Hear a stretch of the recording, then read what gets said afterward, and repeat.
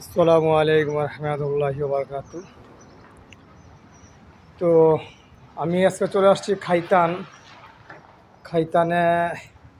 আমরা একটা জুসের দোকানে কাম পাইছি। তো জুসের দোকানে কাম পাইছি, এটা একটা ঘটনা। সেটা হচ্ছে আমরা যে কোনো জায়গায় কাম নিলে আমরা কন্টাকে কাম নিই, যে এত টাকা হইলে করব, এত টাকা না হইলে আমরা করব না। তো মূলত উনি বলছে যে আমি কন্টাকে দেব না, আমি তাদের ইউমিয়া হিসাবে দিব। ইউমিয়া হচ্ছে হাজিরা, দৈনিক কত টাকা হাজিরা, ওই হাজিরা অনুযায়ী আমি তোদেরকে দিয়ে কাজ করামু, তোরা কাজ করবি কিনা বল। তো আমরা বললাম যে ঠিক আছে, হাজিরা হিসাবে করলে তো আমাদের আরও ভালো। আর নিজে কন্ট্রাক্ট নিয়ে কাজ করলে দেখা যায় ওই কাজটা কীভাবে তাড়াতাড়ি তুললে আমাদের 2 টাকা লাভ হবে ওই চিন্তা করি। এখন যেহেতু তুই হাজিরা দিবি, তো সেক্ষেত্রে তো আরও ভালো হয়। তো এখন রাজি হইলাম।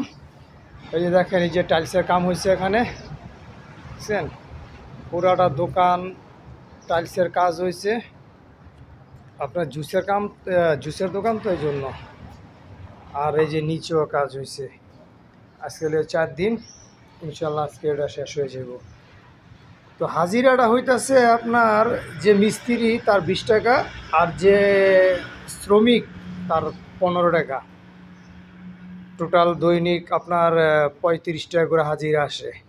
তো এখন আপনারা প্রশ্ন করতে পারেন যে ভাই 35 টাকা হাজিরা কি হয় নাকি? হ্যাঁ, এটা হচ্ছে কুয়েত। কুয়েতে আপনার কুয়েতে 35 টাকা, বাংলাদেশে প্রায় 12,000 টাকা। তো যে মিস্ত্রি তার 7,000 টাকা, আর যে আপনার শ্রমিক তার 5,000 টাকা করে পার ডে হাজিরা। তো দেখেন, দোকানটা কমপ্লিট করে দিলাম ইনশাল্লাহ।